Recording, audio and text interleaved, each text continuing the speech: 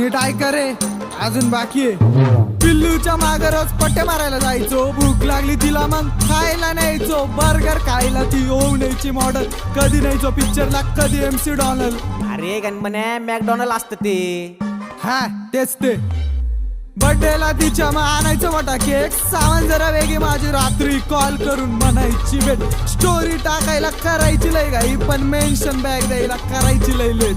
कधी म्हणायची नवरोबा, कधी म्हणायची अब्बी, कॉल वरती 24 तास जेवला का बेबी. कुलूप झालतो मी आणि ती माझी चाबी, दोस्त पण म्हणता आता हीच पाहिजे भाभी.